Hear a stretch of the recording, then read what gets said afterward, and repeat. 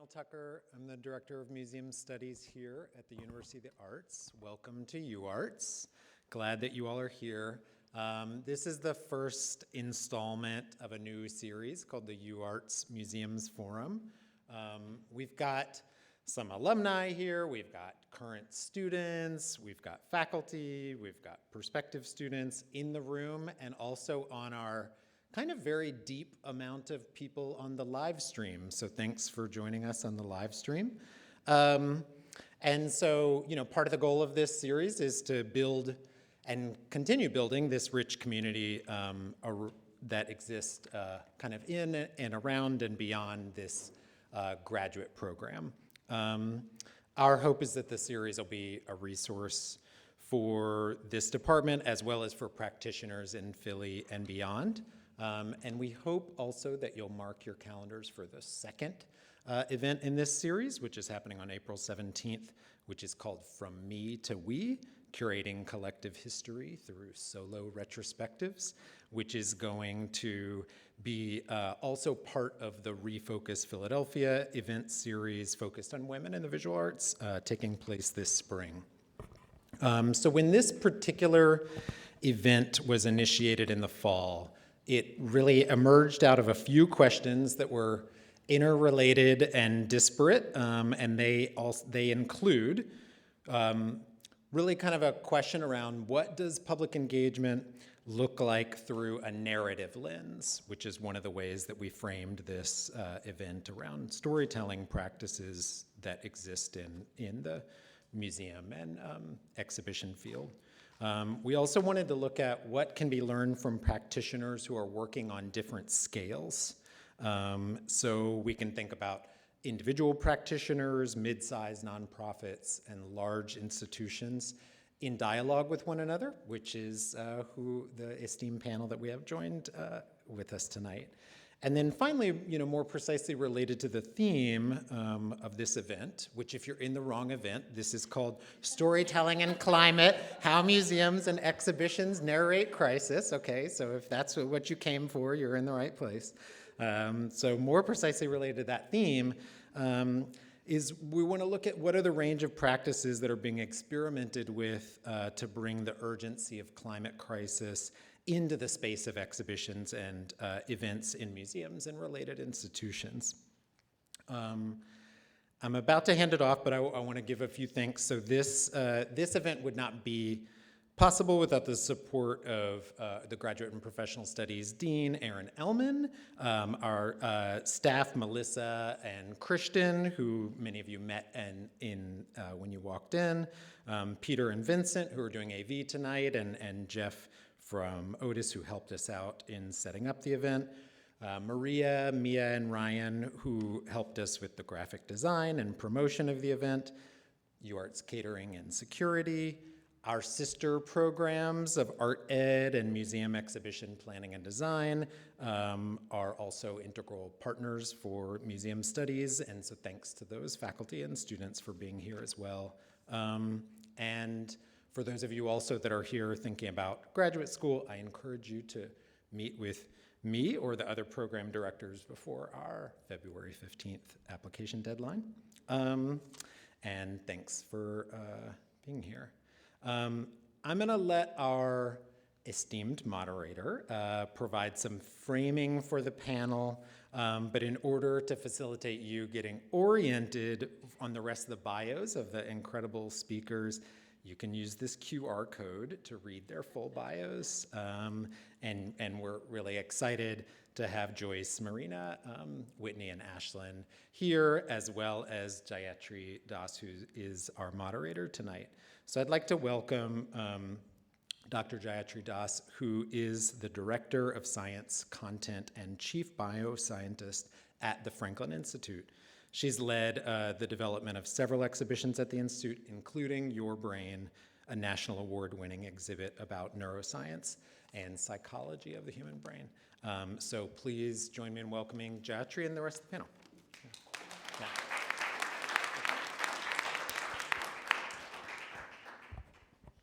Thanks, Daniel. And I'm so honored by the invitation to moderate this amazing panel tonight.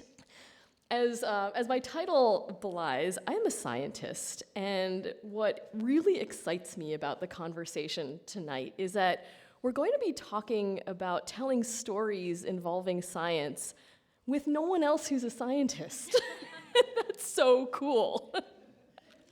So this is the reason that I got into museums, is because I'm an evolutionary biologist by training. And so when it comes to the science that I care about most passionately, which is evolution, the environment, the world around us, we know that people's understanding of science is shaped not just by the science itself, but by their personal and community values. And that's where these different lenses come into play. And so I'm excited to hear how all of these amazing people are interpreting science through each of their own personal, community, and institutional lenses. So climate change, right? It's real, it's us, it's bad, experts agree, but there's hope. The Yale program on climate communication identified these 5 core principles as the key messages that everybody should know about climate change. And it's easy to see why the first 4 matter, right? Because understanding the science, the extent of the phenomenon, and the scientific consensus around it really matters for developing solutions to this crisis, especially looking at new developments in science and technology. But that 5th principle, that there's hope, is probably the most important, because that's what motivates us to act. And what matters even more is that because climate change is a global crisis, it requires collective action, which is an even bigger challenge to motivate. Several years ago, our team at the Franklin Institute began a 4-city project called the Climate and Urban Systems Partnership, and shout out to anybody from CUSP who is here in the audience tonight, either here or online. And one of the goals of that project was to identify characteristics of community learning experiences that encourage hope and climate action. So what did we find? We found that first, that climate change has to be connected to local systems, like weather, transit, energy, things that help people appreciate the complexity of the issue, but also help them understand that action can take many forms.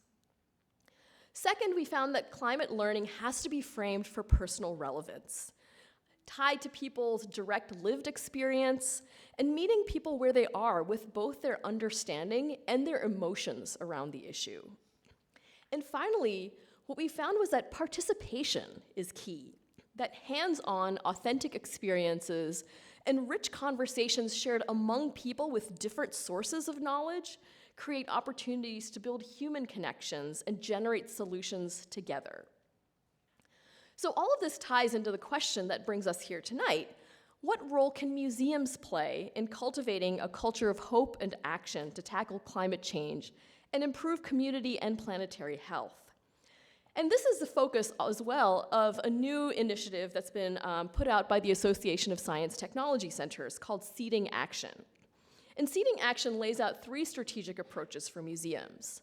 First is to ensure that operations, pedagogy, and community presence benefit planetary health, that we're kind of walking the walk.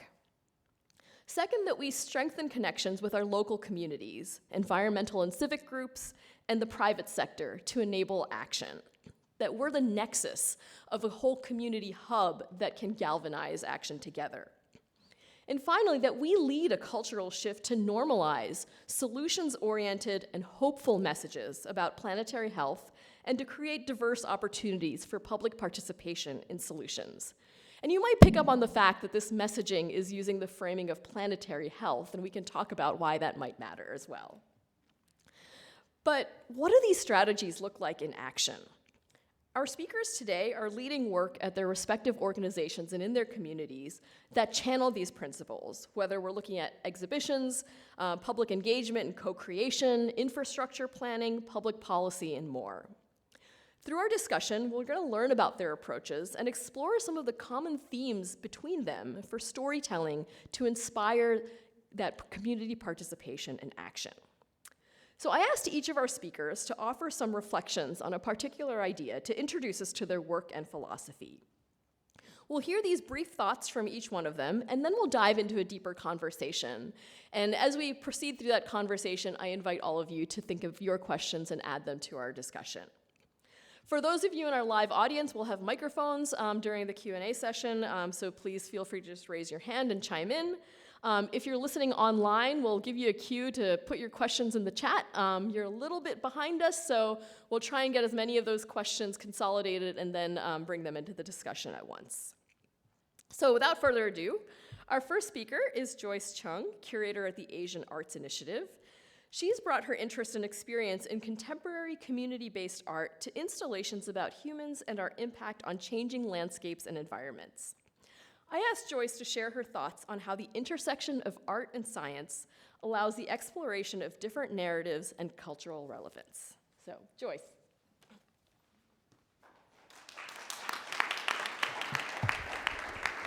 Thank you, Jayatri, for the introduction, and thank you, Daniel. Thank you, UArts, for having me tonight and organizing such a beautiful panel tonight. Yeah, nice to meet you, everybody. I'm the curator at Asian Arts Initiative.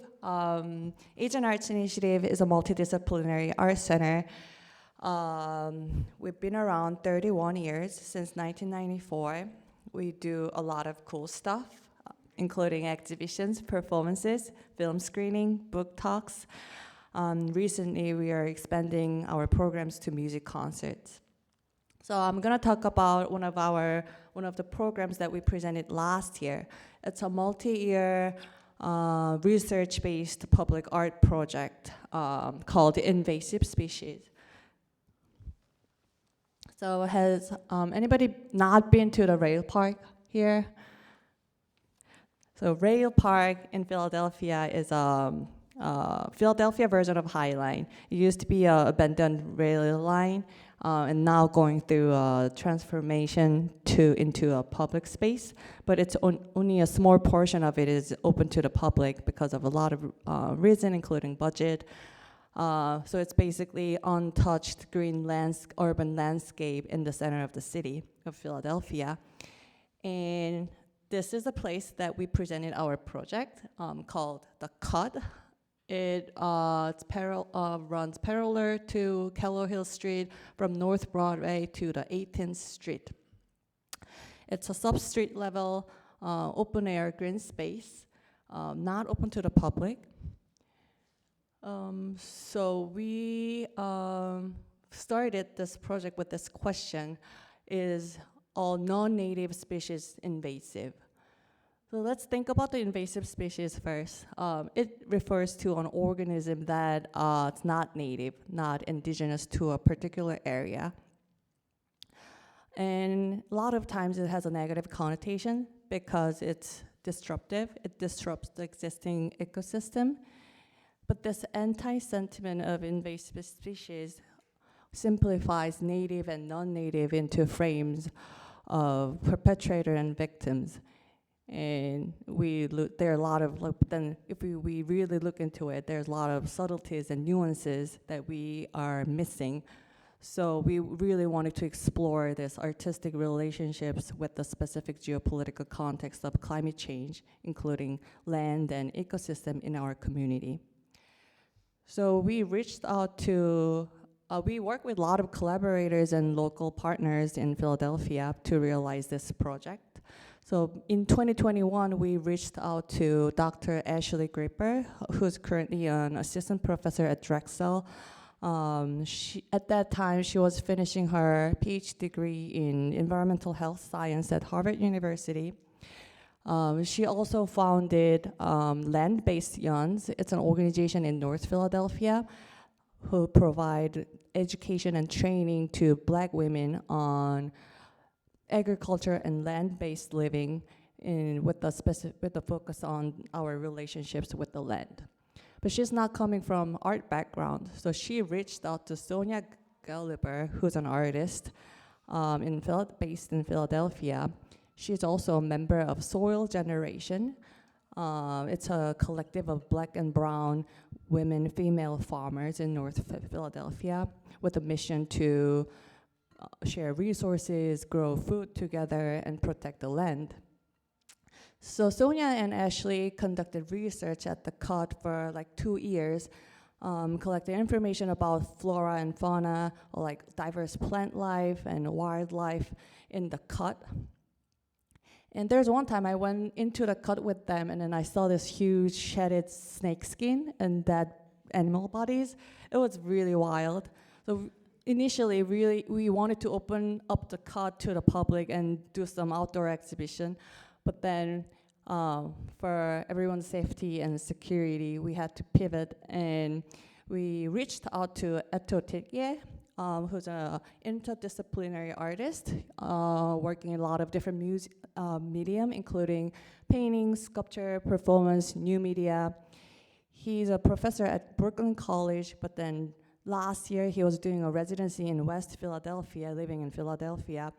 And he's particularly interested in transforming cultural and historical references into biomorphic forms and patterns that reference nature. So he was the perfect artist to work with. So based on what Sonia and Ashley, their research at the CUT, Eto realized, translated their research into visual language using augmented reality. So at the CUT, we presented this huge augmented reality image with the QR code. So if you scan the QR code and using your phone, and then if you scan it around the CUT area, you get to see this whole like plant life and flora and fauna, the images that Eto translated with augmented reality. Well, and as an entail of the project, we also presented an indoor exhibition at our AI gallery. We invited local artists, and they produced the work in response to the ecosystem that we found at in the CUT. It really opened up an opportunity for us to talk about the ecosystem, biodiversity, and climate change, but we also realized that the narrative is not just limited to the nature. We can also apply the same concept to the human society in terms of migration, physical and cultural migration. And maybe like migration is not necessarily a bad thing. It adds dynamic to the existing environment, and maybe we should think about how we can coexist, or with the new communities, with the new people. So it really helped us to think about how to reimagine the conditions of immigrants and what social conditions of life that has entailed. That's it. That's what I prepared for today. Thank you, Joy.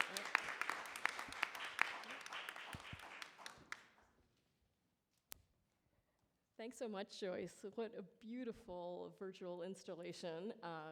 And it actually really reminds me of some research I was just reading this week about how our approach to even thinking about endangered species conservation is changing, so that it's no longer just we need to go back to preserving its natural habitat. It's thinking about how do humans and different species coexist and balance each other out. And so I really love how your art is inspiring that dialogue.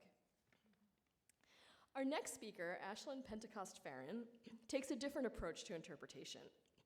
The Climate Crisis Heritage Project builds bridges between past, present, and future of human impact on our climate.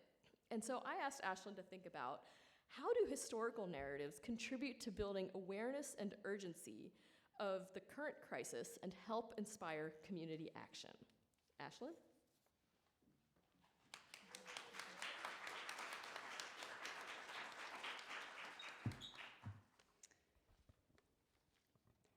Hi, everybody. It's an honor to share the stage with you guys. Thanks, Geoffrey. So I'm an artist and public historian, and I've been working with history museums for the past 2 years to develop a public historical narrative of the climate crisis. And I'm going to tell you a little bit more about what I mean by that, and then answer your question as best I can. So heritage sites and history museums are, I think, a little bit behind art and science museums and talking about the crisis, but they are slowly but surely increasingly addressing it. And from what I've seen so far, they're talking about it in two main ways. One, they're talking about sustainability in their own operations and kind of talking about how they're changing what they're doing, changing their energy sources, and kind of narrating that for the public. And they're also talking about its effects, and this is what I've seen the most with history museums. If they're talking about climate change, they're talking about how it's impacting their historic buildings or their collections or their, sometimes even their communities, but that's something that they have really taken on as a narrative. And so these are both great narratives that they have in common with other types of museums, talking about sustainability, talking about impact. But my work is focused on a third type of climate narrative, telling the history of how we got into this crisis. I came to this because I was noting that climate scientists talk about climate history all the time. They're pointing to industrialization as a major turning point in carbon emissions, and industrialization is a historical phenomenon. It happened at different times, in different places, with all kinds of economic, social, and cultural implications, and deep historical precedents. And climate scientists, of course, are not really getting into this in their papers. That's not their job. But luckily, there's a whole heritage profession that has devoted itself to preserving and telling history. And as a field, we've preserved countless sites and objects that are part of the history of the climate crisis. So, for example, up in the top left is Iron Bridge, which is a historic site in England where they perfected smelting iron with coal, giving it the reputation as the birthplace of the Industrial Revolution. Stenton, the other one on the top, is here in Philadelphia. It's an estate that belonged to James Logan, who manipulated the Lenape, who are the indigenous people of this area, out of over 1 million acres of land that then became the Lehigh Valley, which became one of the earliest and largest industrial corridors in the United States. Lowell, down here, is a national park site in Massachusetts. It's almost the whole town, and it was the first planned industrial city in the United States, and so the national park sort of tells that story. And then the Elms down here on the right is the historic house museum where you can take tours. It was the summer home of a coal baron that controlled most of United States bituminous coal around the turn of the 20th century, when you really see that sort of hockey stick shape emerge. So all of these stories are central to understanding how climate change happened. However, I've had a very hard time finding a history museum that connects these histories to the climate for the public. So I've been trying to seed the heritage field with climate history through demonstration projects, art commissions, presentations like this, conversations. And these are actually all museums that I'm following or working with as they take initial steps towards incorporating climate change history into their public narrative.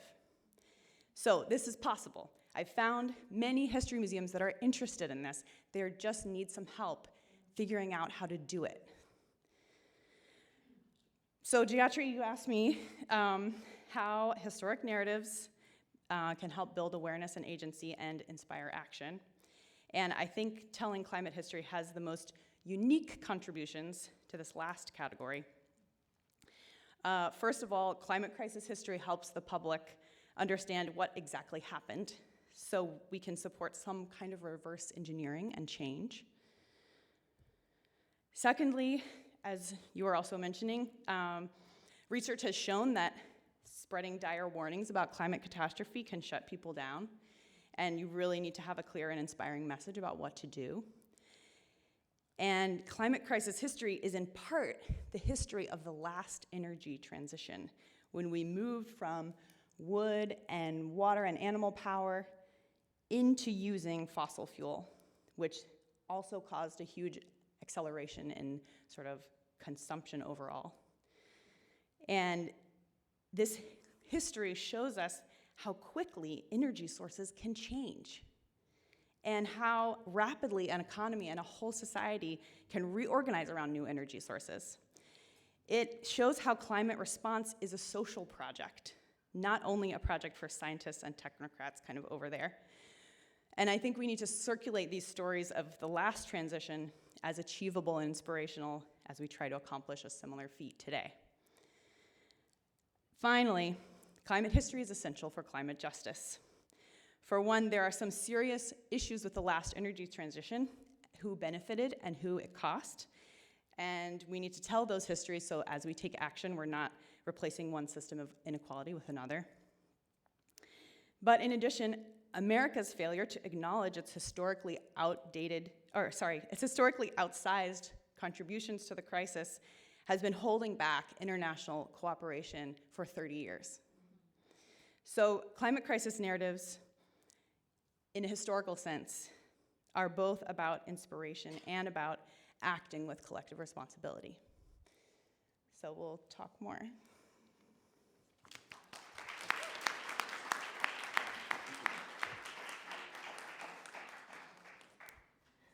Thanks so much, Ashlyn. It's so fascinating to see how your work really spans all of the different scales of these narratives, from these global social movements all the way down to, historic places are really a place where we can imagine ourselves in someone's shoes.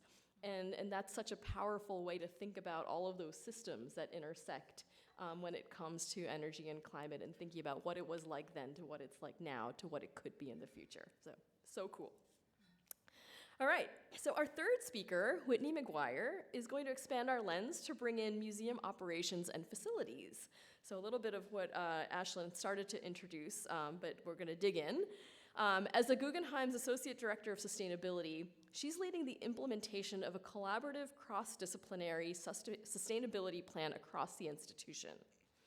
But while elements of this initiative are internally focused, clearly there's a strong external message to be told as well. So my question to Whitney was, how do you connect operational practices for sustainability to public narratives oriented around climate action and justice? Whitney.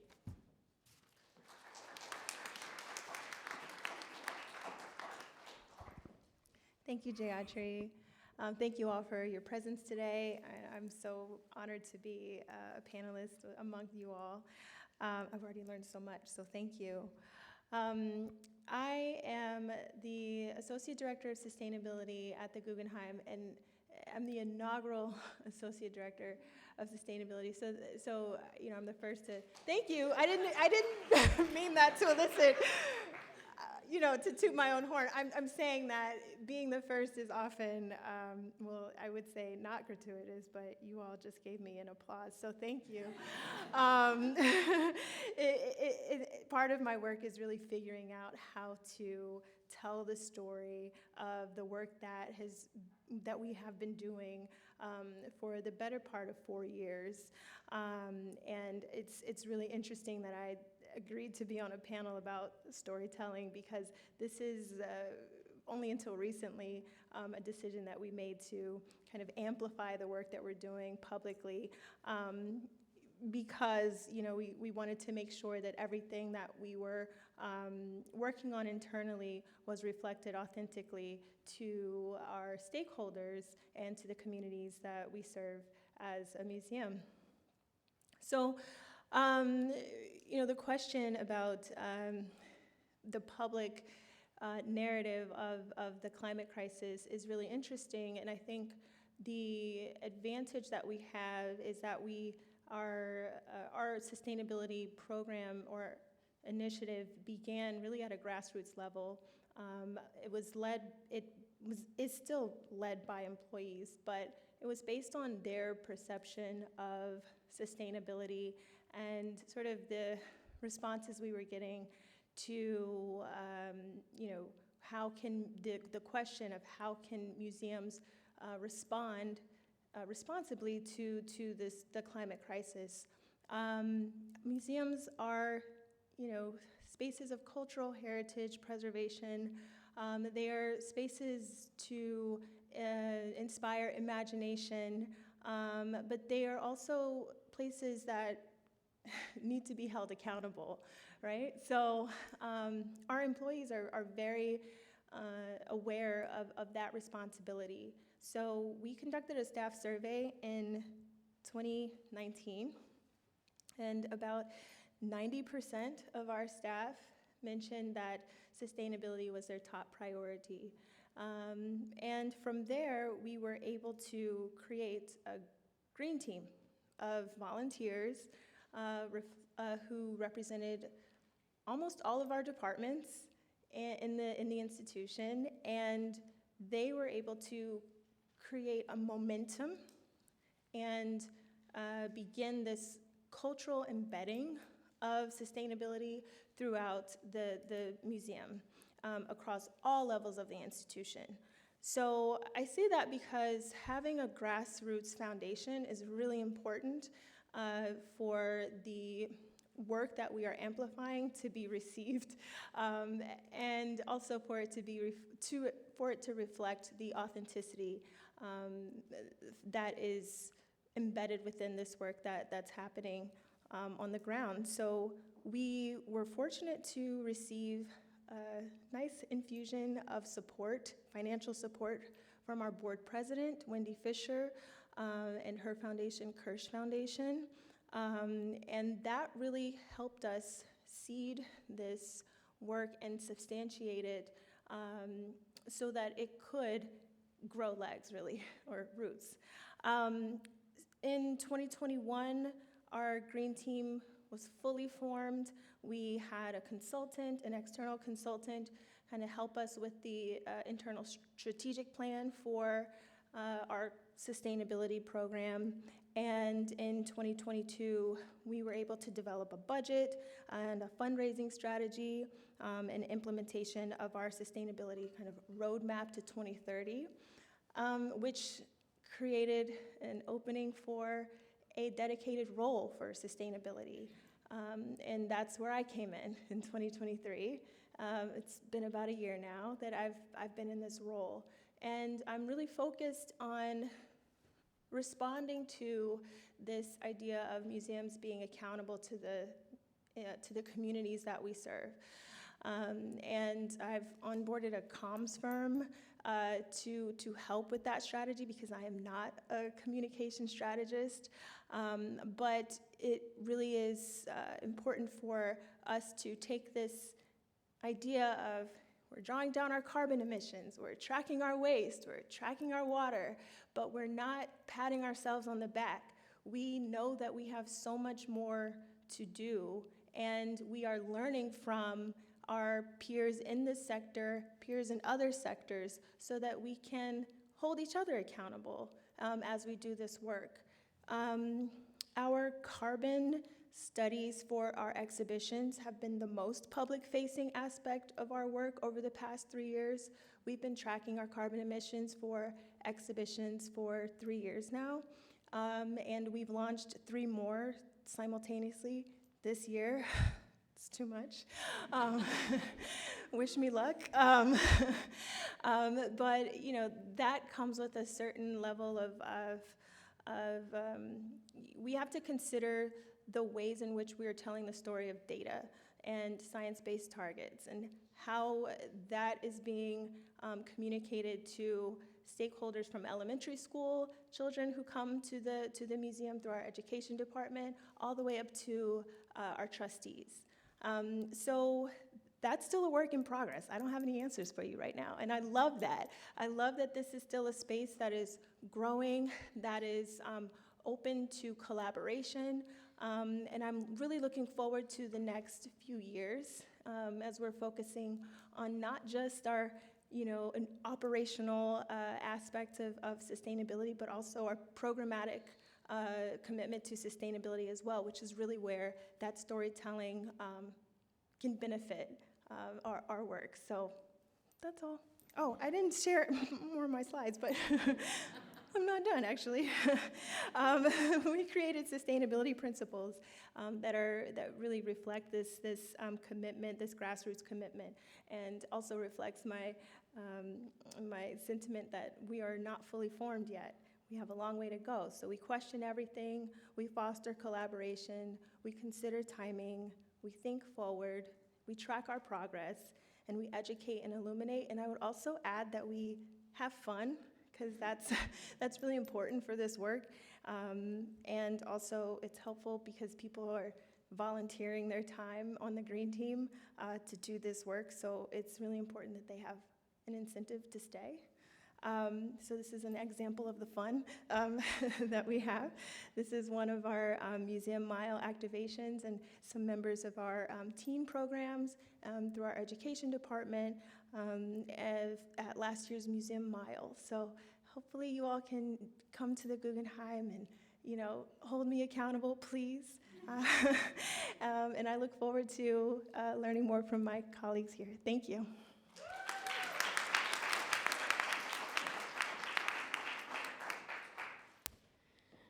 Whitney, I really love your narrative that is focused on the process of change, rather than maybe foregrounding outcomes that may or may not be achievable.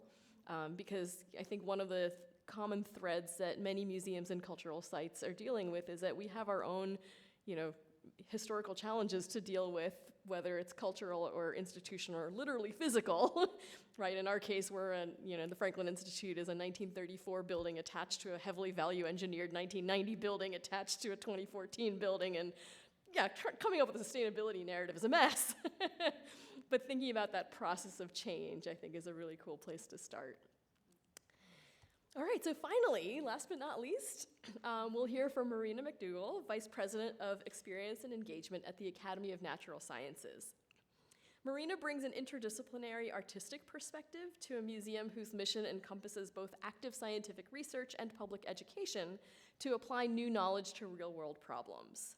So my question to Marina was, how are museums in a unique position to connect community awareness and action to public policy? So let's scale up. Marina.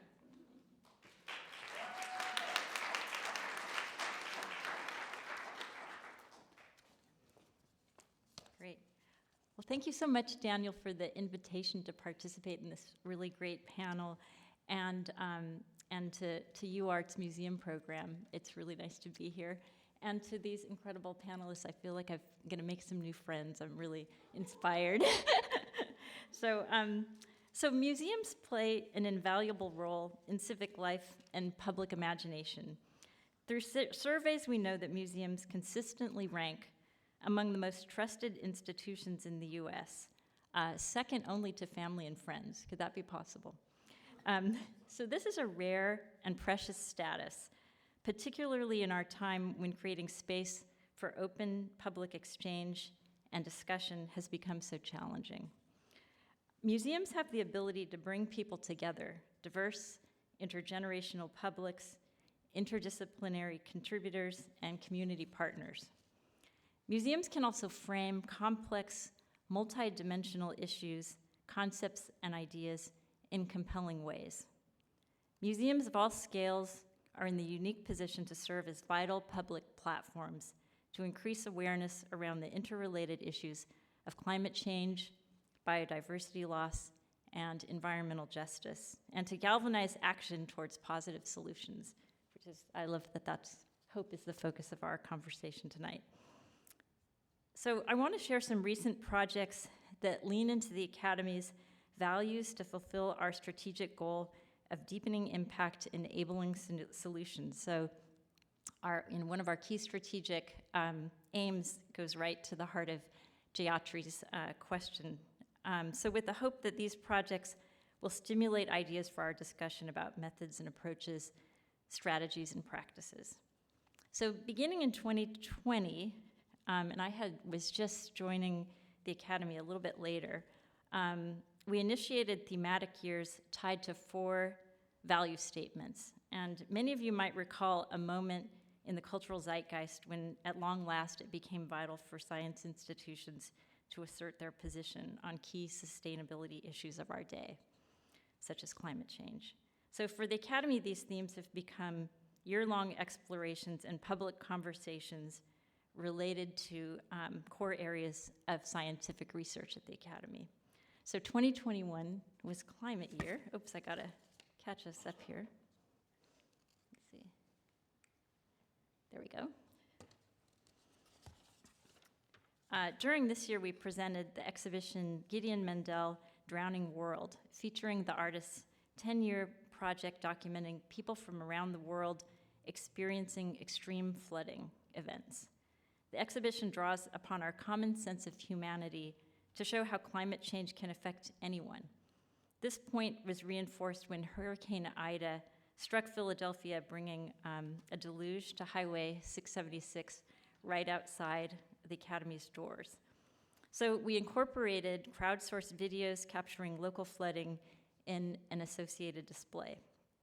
During the same year, we worked with Eastwick United, a neighborhood activist group to address catastrophic flooding in their South Philadelphia neighborhood.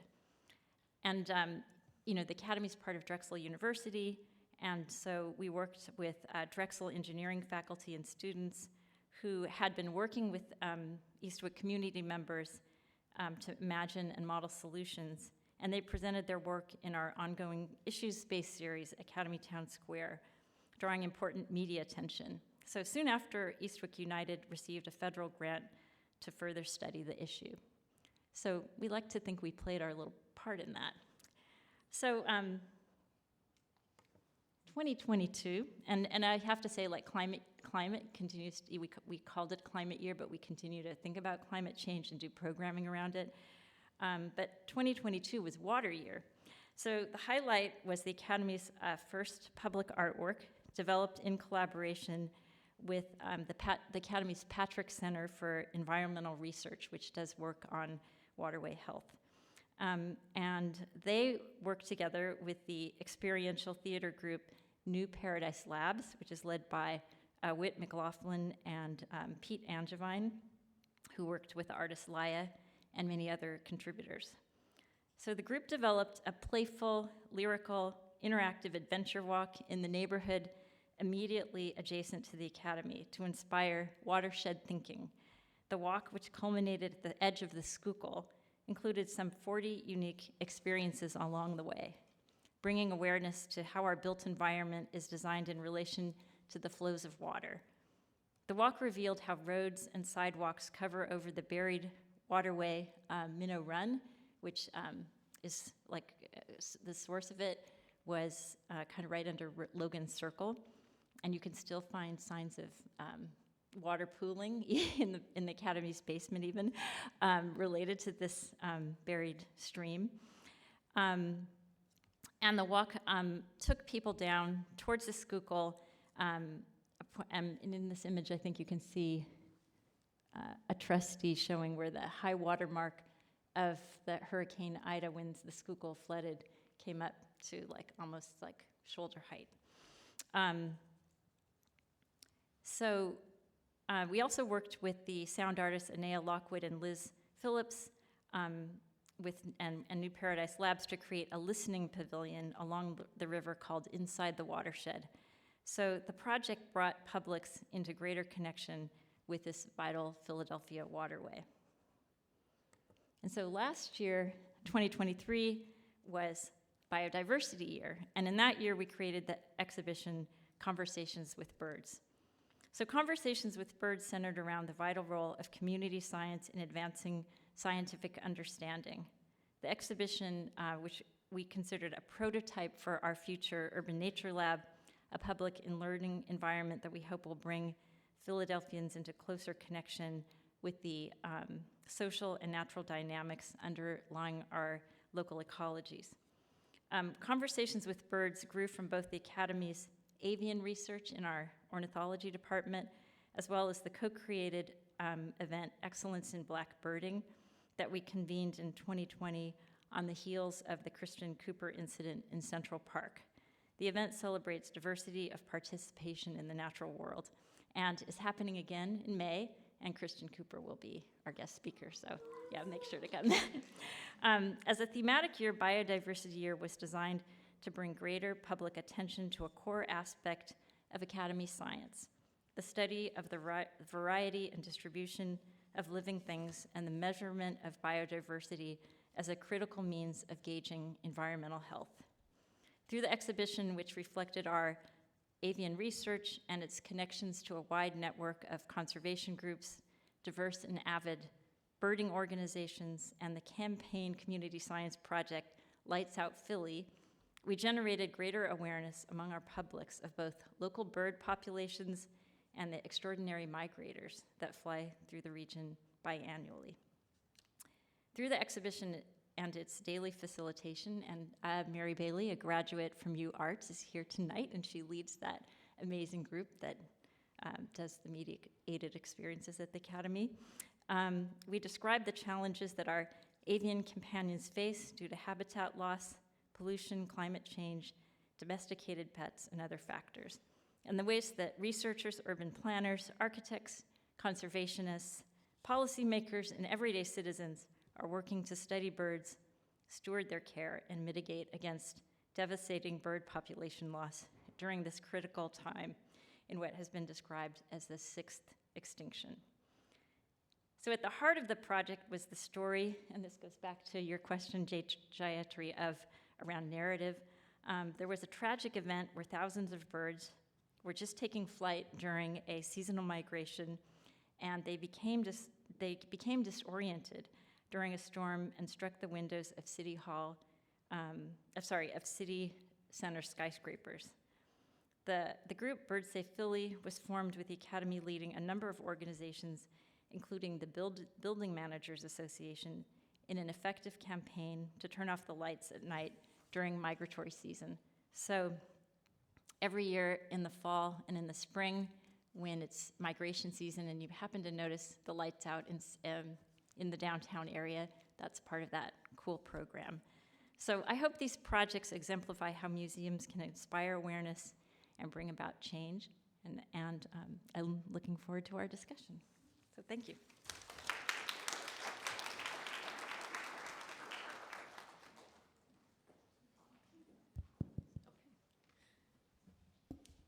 Thank you so much, Marina. It's so cool to, I was familiar with a number of the exhibits, but then to learn about how they connect to things that we're seeing going on in the city is so cool and really speaks to the impact that the Academy has had. So it's so cool that you can measure the outcomes of what you're doing, and I want to get into that a little bit later.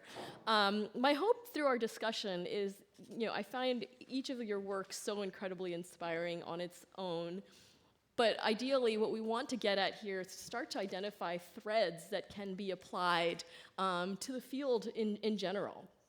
And so my questions will start to kind of poke at some of your work to pull out what might be principles that we can all take away from each of the projects that you've done. And so I wanted to start out with what might be like the most common language of museums, which is exhibits and programs. And when we talk about narrative, often our minds jump to storytelling through words. But design is also such an important piece of creating a compelling narrative. So when you think about the exhibits, the programs that you're all working on, are there elements of design, either strategic design, program design, or visual design, that you rely on to really create that feeling of participation, that it's not just sort of the static exhibit that you're looking at, but really something that we're all part of together? And Joyce, maybe I'll ask you to start for that question.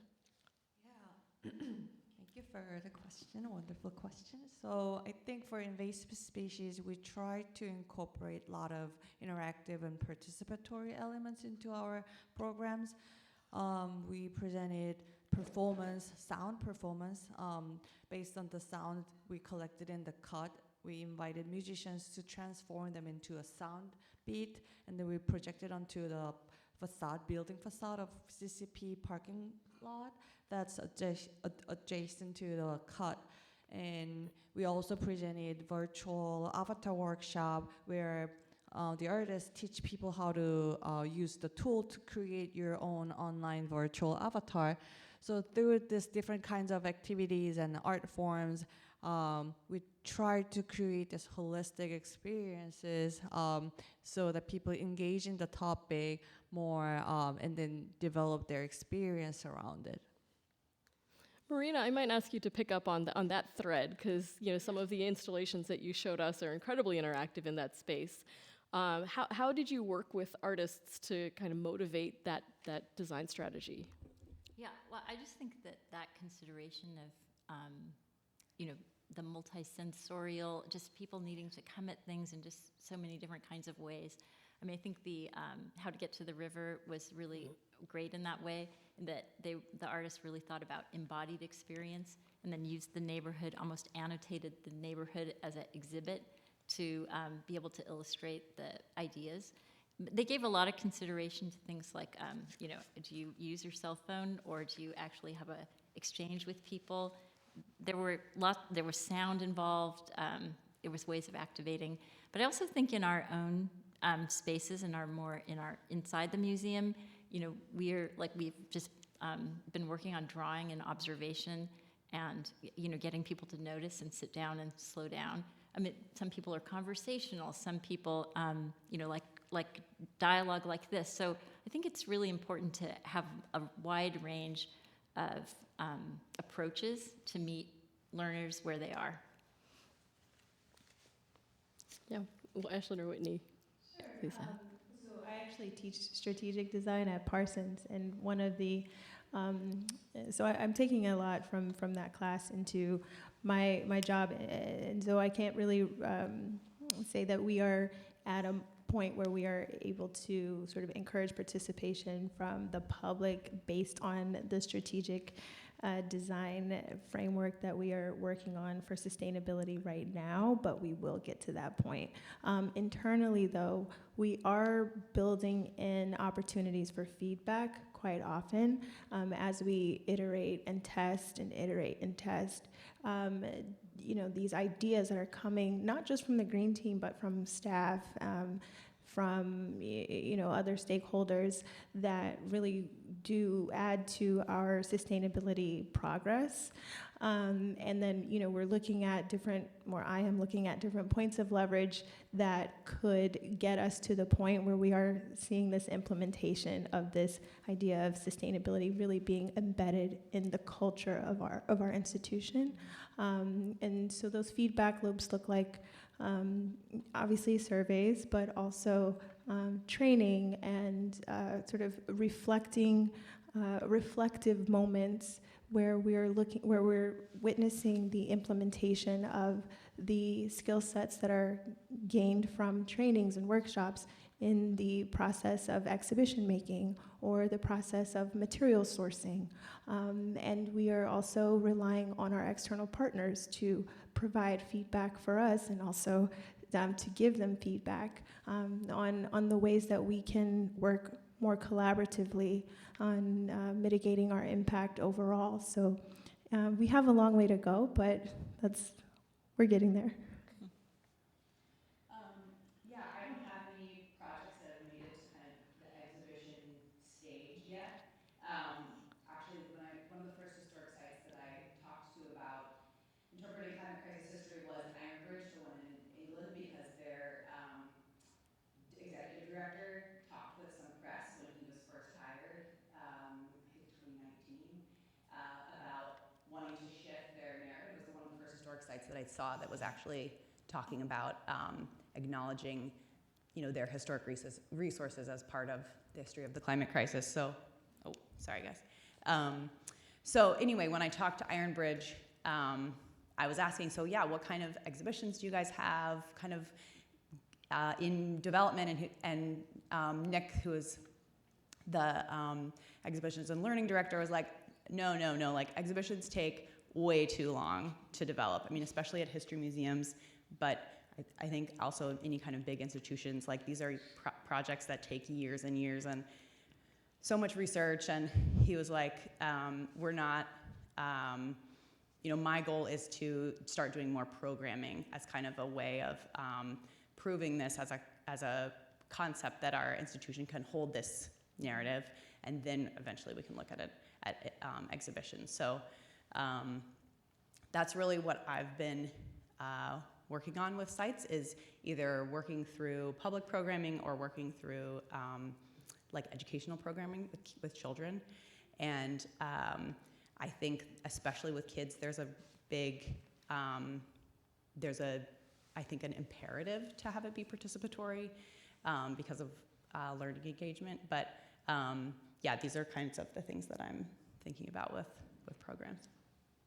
So really thinking about this multisensory approach, connecting to a sense of place, both inside and outside, thinking about constant feedback to really emphasize the process, and then thinking about dialogue and how that plays into it. I think those are some really great themes that emerge.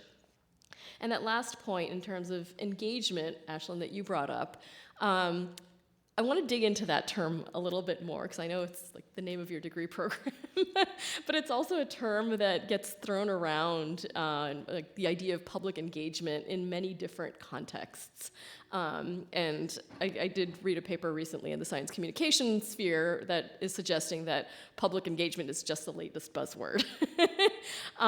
So I'd love to dig into how each of you interpret what engagement means to you.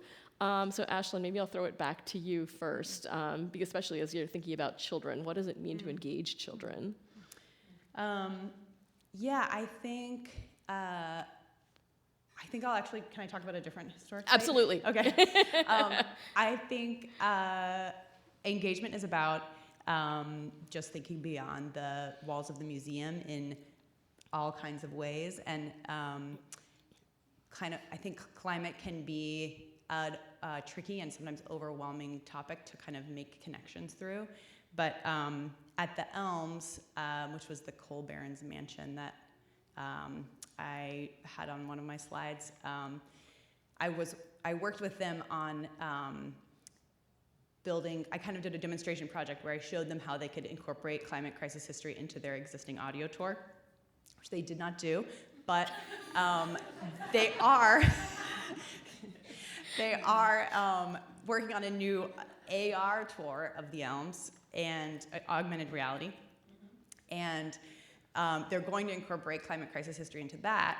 And part of the research that I did was to connect the history of the building with the history of extraction, which, if you're talking about coal mining, there's a lot of history research that's been done about miners and mining communities, and that's actually a really well-documented historical subject. So the Elms has really gotten interested in connecting with the mining communities that Berwind, the coal baron, employed, essentially, in Pennsylvania. So his mansion's in Rhode Island, but they're partnering now with a very small history institution in Windber, which is a town he founded, his name backwards, in case you didn't notice. And they're essentially touting this small historical institution on their tours and doing some kind of collaborative programming and telling this narrative and just trying to make this connection across space and time, and send some of their audience, some of their reach to that smaller community. So that's one, I think. That's really interesting. Marina, I might throw the question to you next, because you have a very concrete approach to engagement. How do you define it? How do you measure it? Yeah, measuring's the hard part. But I mean, the way I think about engagement, I think about individual subjectivities. I think about collective subjectivities. I think that I'm very interested in inquiry-based learning and the way in which, like, ideally you kind of want to be in dialogue, and the visitor brings so much to any experience, and so we're there to kind of be in exchange. So when you open an exhibition, it's really like the starting point. It's when the conversation begins, so we've been building participation more directly into our projects, not add an education component later, but really try to integrate our approaches as we develop a project. I just think it needs to be layered.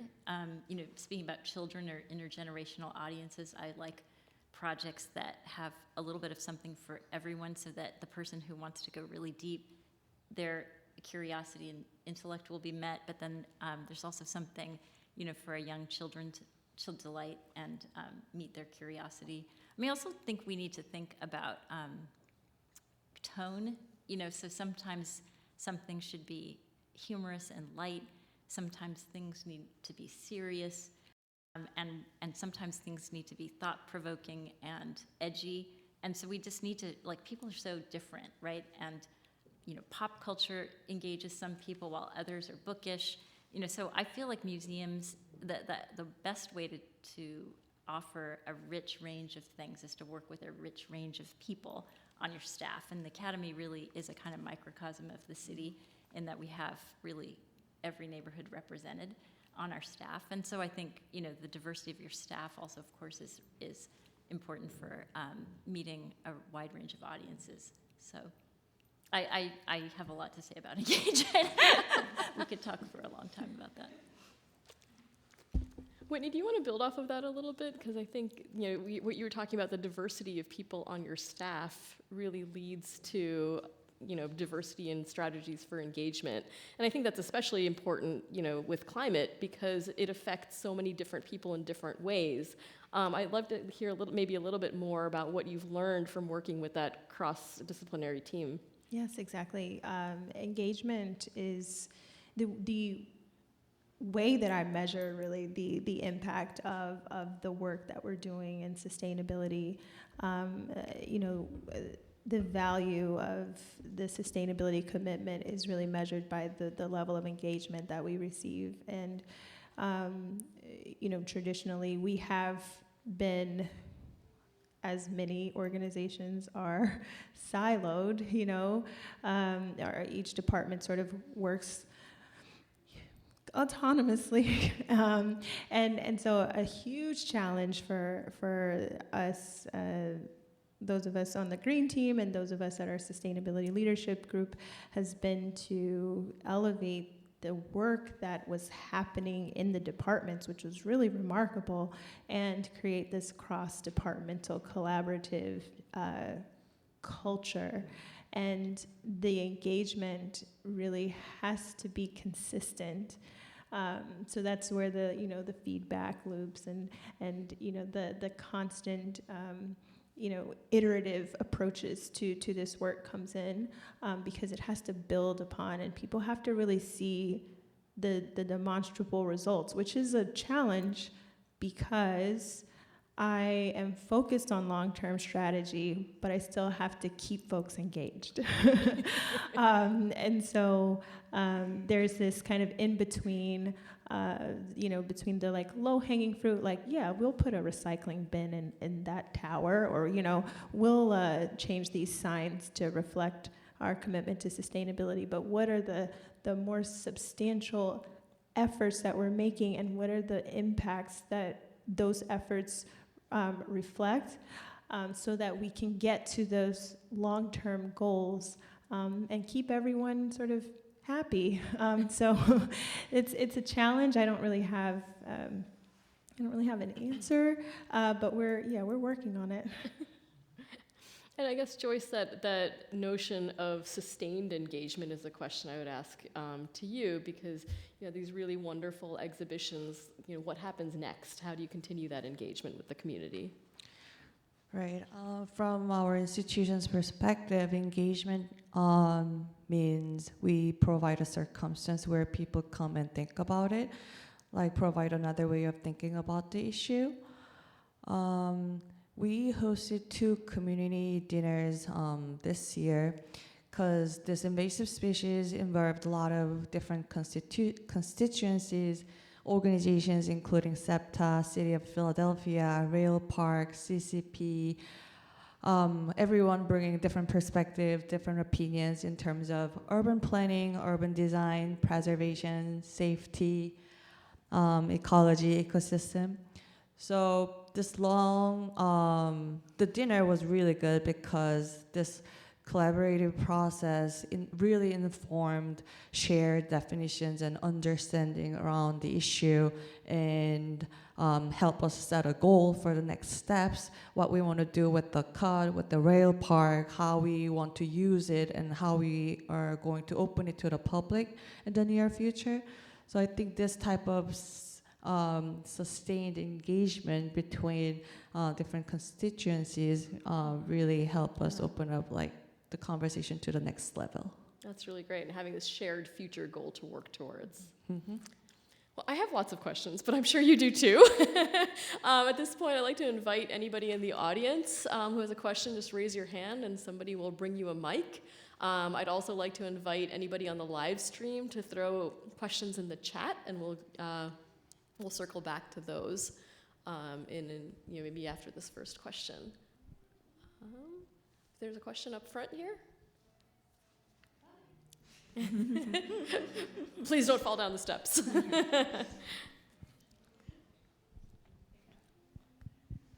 Thank you. And I'm glad I'm asking the first question because it kind of follows up on what we were just talking about.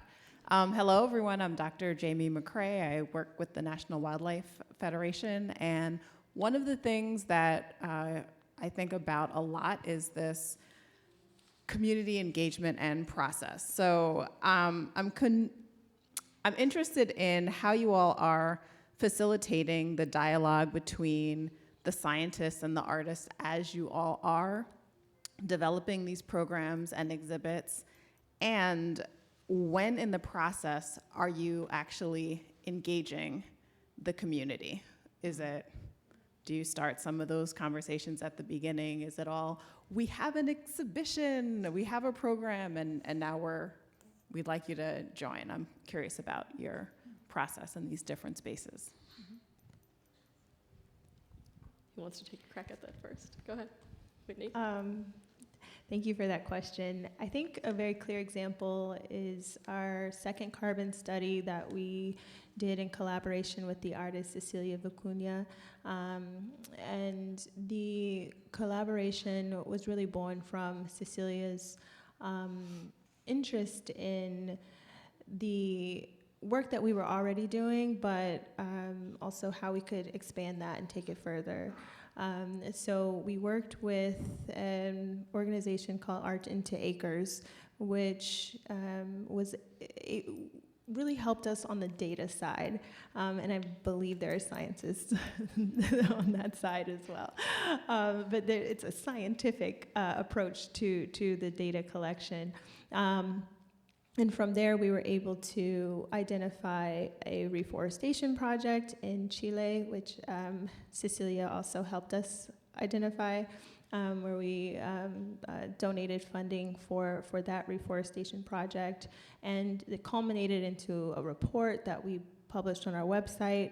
And we also have done subsequent programming with Cecilia Vicuña through our education department. That is where we invite certain sort of radical thinkers, change makers in the grassroots organizing space in New York City to do certain workshops with Cecilia Vicuña. So that's just it's sort of how we've engaged both the sort of scientific side of things and the more artistic side, but that really culminated into my decision to codify our sustainability commitment in our living artist agreements so that our living artists are now aware of our climate commitment and also are invited to collaborate with us as we continue to track these data points across the exhibitions and invite them to also think through ways that we can sort of amplify this work and make it go even further. I can share too. So, the Academy of Natural Sciences, we have staff, scientists on our staff, and so most of the projects that we do are in close collaboration with them. So, for example, I mentioned the how to get to the river. That idea of watershed thinking was inspired by one of our staff, Lynn Perez, who said, well, watershed is just around you everywhere. And literally artistic team had a watershed moment, and they ran outside and they started to like just think about the built environment that way, and then wow, and that was really like where the idea took off. Conversations with birds, that was working with our ornithology department, and the staff scientists were part of the team, even helping advise on the text, because that's an area where we have to really get things right, the language, and so, but we always have a little bit of back and forth on that, and I'm sure artists who have worked, I'm looking at Diane Burko there, artists who've worked closely with scientists know, that, and I just have to make a point that artists and humanists are vitally needed in this work, since I'm talking to a museum studies program. And so any of you who have that interest in interdisciplinarity, it's vital that you participate in these kinds of, in this kind of work. So I just want to encourage you. And I can say that to be wary of any scientist who doesn't appreciate that. yeah, good point. Good point. Scientists you want to be working with. Yeah. And you asked about community participation, and that also is becoming more and more important in our work, the idea of co-creation. And so, we're happy to have some people on our staff that are new, that are experts in that. Ryan Strand Greenberg is a curator in the city and specializes in that. And so more and more our projects are kind of are looking toward to doing that. That takes a special kind of talent and a gifts in facilitation. I'd also just mention a really cool project that the Academy just got funding for, which is called the Science Shop. And the idea is based in a project in the 70s that's still going in the UK, where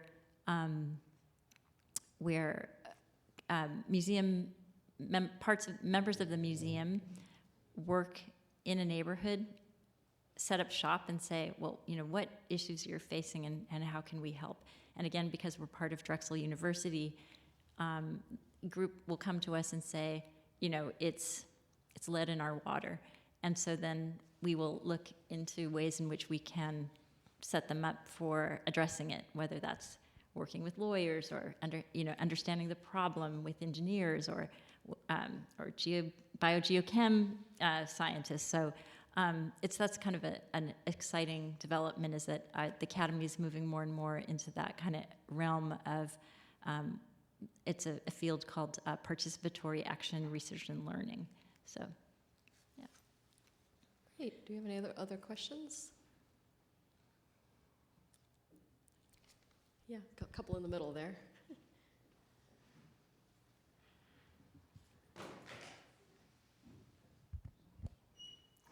Hello, everyone.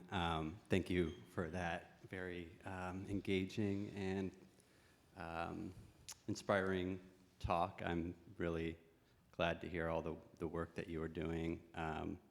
I kind of have a half-formulated question that I hope will come out in some intelligible way by the end of this. But I'm a practicing artist, and I do have questions for everyone here. I'm not going to ask them all, but I'm trying to just ask one that I think would be maybe everyone might have a response to, but I'm thinking specifically of the work you're doing, Whitney, at the Guggenheim Museum. But just as a practicing artist, I sometimes just get a little frustrated that there are systems that I, as a producing artist, am implicated in and complicit in, that are very harmful for the environment, because I have a studio and I produce work, and not everything I make is successful, so that becomes waste. And I'm also in a globalized art market that has traveling exhibitions and art fair, like a really crazy global art fair schedule, and all this stuff requires shipping and packaging, and a lot of it produces so much waste. So I guess I'm wondering if there's anything in these conversations you're having, these interdisciplinary conversations between these various departments, that is able to wrap their head around the kind of systemic change that would be required to change how art is, I guess, produced and exhibited to become more sustainable and produce less waste. I know that's like a really big question, which is why I'm hoping that somebody up there could help me with it a little bit. Whitney, please solve the world's problems. I will solve the world's problems right now. But I guess it's just something that we all feel because we all order stuff and it comes in packaging and it's packed in plastic and we have to throw that away, and we know recycling is kind of a fiction, and so I just don't know if we're at a point where that can even be really addressed in these conversations. And I don't mean to take attention away from all the great work that you're clearly doing within the institution, but maybe if you could speak on that a little bit would be great.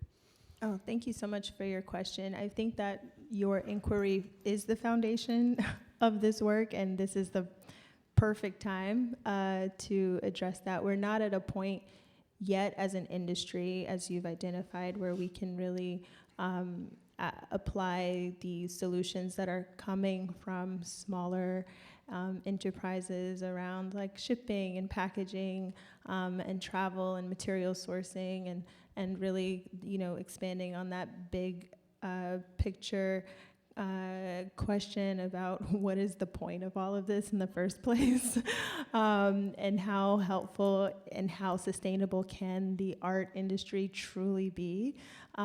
So yes, these are questions that we are grappling with every day, especially these are the things that keep me up at night. But I'm really encouraged by the momentum that I have witnessed and been a part of in this sector. I know that my colleagues at certain galleries are making strides to use sea freight more often for their shipping, and they are applying like carbon taxes for acquisitions. There are groups like Key Culture, Julie's Bicycle, the Gallery Climate Coalition, who are really looking at this work at a granular level to sort of pair the industry with sort of startups and other folks who are innovating in this space to make it more sustainable. I have introduced my colleagues to a lot of change makers in this space through trainings and workshops so that they can make decisions based on the knowledge that they are acquiring from these folks. I'm encouraged to see, even in the packing and shipping sector, how artists are responding to this and sort of creating modular pieces that don't necessarily have to take up so much of a footprint if they do have to travel by air, or the choices that artists are making when it comes to the materials that they're using. And then there's that layer of, all this shit is expensive, so like, how am I gonna do that? So there's so many different considerations that are really at play in this conversation, but I do want to assure you that we are actively looking at this, and I think this is the most collaborative space that I've ever worked in. So, I've formed a coalition with the Whitney, the Met, the MoMA, Brooklyn Museum, Studio Museum, where we're all looking at our choices for exhibition making and how we're even maintaining our buildings and facilities so that we can share best practices and hopefully amplify that to the general public once we arrive at some solutions. But so far, this type of input is very necessary, and I encourage you to continue to speak out about this. So thank you. Yeah, and I think that's right. I think that your concern really goes beyond art as well. It's the choices that we all face about the impact of our everyday individual consumer choices versus trying to advocate for systemic change. So I think there's a bigger lesson to be learned from the example that you gave, Whitney. Do you have any questions from our online folks? Okay, so maybe you have time for one more question before we wrap up. I thought I saw another question. Yeah, up there.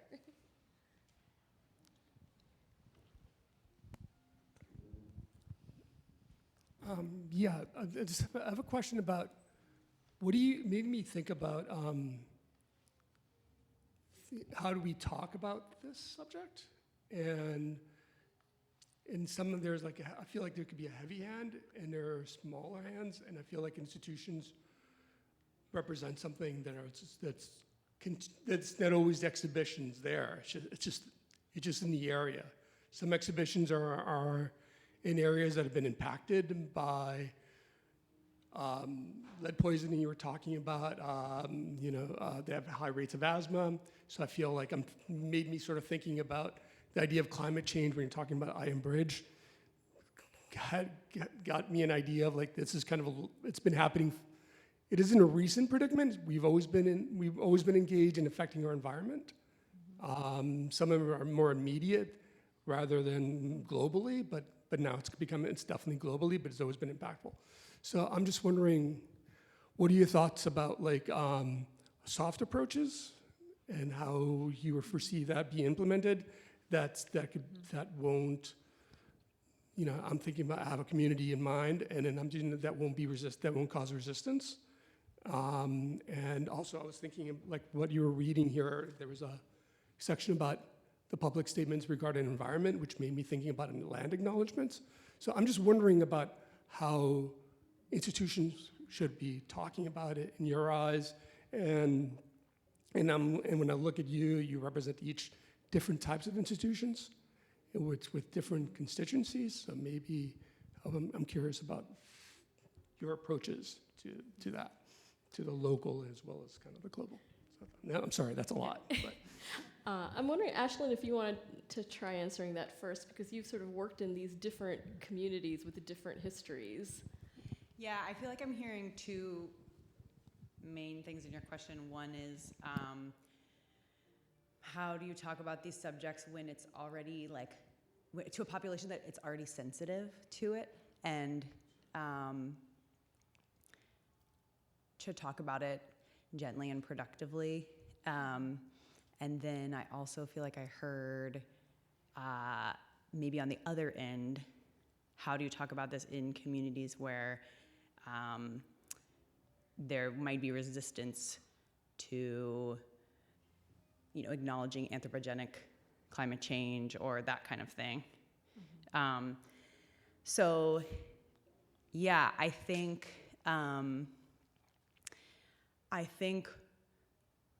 moving forward collaboratively, to answer the first kind of question, one model that I haven't been involved in, but I really admire is this project Climates of Inequality that is run out of Rutgers, Newark, their public history program, where they're working with communities who have are frontline communities for climate change, and also dealing with all kinds of different environmental issues, like more local environmental issues, like contamination, like climate-related flooding, bringing up contamination from the industry that also created the climate crisis, that kind of thing. And they're creating public history exhibitions with these community and academic teams where they work really closely together. So I think that's not an approach I've been able to use yet. It sounds like a little bit of what's going on with some of my other panelists. But I think that that's a really important way of addressing history, and especially in the kind of situations I think you're talking about. Mm-hmm. And then the second part of your question I felt like was like this resistance question, and I think about that a lot because I feel like history museums have a sort of reputation for being fairly conservative and moving really slowly, especially around topics that could be perceived as political. And climate change has been politicized intentionally by, fossil fuel interests. So here we are, and that's why I think it's so important to separate sort of like the workers and the individuals who were around and mining coal or working in a cotton mill, not talk about it as essentially like a blame game for people that were around back then, and actually be really proud of the kind of change they lived through. And this is kind of what I was talking about before, like seeing their adaptability to massive shifts in society around industrialization as a template for how we can all sort of live through what it will be another, and just as widespread energy transition that is going to have, unforeseen and foreseen impacts on us socially, culturally, et cetera. So really being proud of that history still, I think, is possible. I think that's really important. Like this is, we are in America are super proud of our history of innovation, our history of like pushing boundaries, like, not taking this is impossible as an answer, like, and I think that's all stuff that history museums like to bring up. It's very patriotic, and I think we can use that, is what I'm saying. And I think you can use history to talk about some of these things, to talk next to some of these topics without triggering, people that might have resistance to talking about the climate crisis in other contexts. I have to just say that the UArts students are super lucky that Ashlyn's going to teach a class here this on tours, and I think that I wish I could sign up to take it. I might have to audit it, but I want to also I think your question is really interesting, and I've been working on a project outside of the academy that's called Street Work that has to do with the tree canopy in Philadelphia, and it's with the Pennsylvania Horticultural Society and lots of community partners. And the premise of the project had to do with the issue of low tree canopy in certain neighborhoods. And we know that those neighborhoods map onto histories of structural racism having to do with redlining historically. And as we kind of entered into the process, the project, and Future Farmers, this international art and design collective, are the lead artists on the project, we kind of went about a community kind of conversation, very nonlinear, lots of research, and through this very convoluted process partly, we came to making drums out of fallen trees that we play in neighborhoods when trees are planted. And this comes out of, Philadelphia's incredible history of music. It comes out of conversations around the Sun Ra Orchestra and Sun Ra himself, the ancient infinity lightning drum, which was made right in Germantown, where our main space is, the Arboretum. And Eugene Liu, who's here as a drummer. There's been amazing collaborators in the project that have just kind of come together in this very organic, almost community-based way. And but through joy, I would say, we've kind of come through joy towards celebrating what we've been calling summoning the future forest. And so, in a way like this, talking about climate change very obliquely, not, usually Pennsylvania Horticulture Society will talk about trees in terms of environmental services, carbon sequestration, and these practical things. And that resonates for many people. There's an incredible dedicated core of people called tree tenders that plant trees. biannually. But for other people, you need a different language, and for some of us, the arts, and partly, music and the arts, the beauty of that is they speak a different language. So it resonates emotionally and spiritually, and there's a lot of things that can't be articulated that have to do with pain and histories. So I feel like, I've learned a lot through that process, through that project. Yeah. Joyce, I just wanted to invite you to add your thoughts as well, because this conversation is reminding me of the values that you identified in your project about sort of like who's in, who's out. You want to wrap us up here? Yeah, so my organization, we are a mid-sized community-based art center. So our mission is very clear, represent the underrepresented communities and make their voice heard, them, especially those whose voices might have been neglected by institutional authority.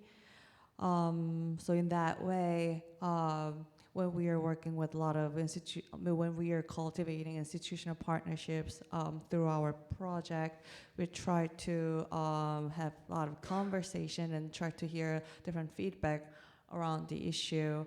And I think having the conversation is really important first step to make to make sure that everyone's on the same page. But of course, there are sometimes different opinions and different perspectives. But it really depends on, I think, what the institution's goal is and what direction we want to take with the project we are presenting. Yeah, so starting to identify all those shared values at the heart of the conversation rather than sort of starting with, this must be the change that we have to affect. Well, thank you all so much for your insights tonight. Thank you.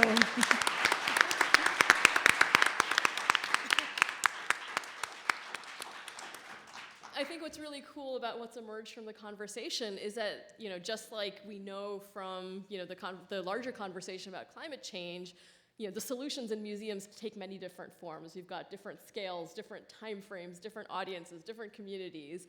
And it's going to take all of that. But by working together, obviously, we can enhance our collective impact. I hope all of you are as inspired by this conversation as I am. I think it certainly brings me hope and joy about what we can accomplish together. For all of the students who are out there, hopefully this gives you some ideas for how you can apply these ideas and principles as you move forward into your careers and in different projects. So I'll wrap up our conversation and turn it back to Daniel to close us out. Yeah, let's just give everybody a round of applause.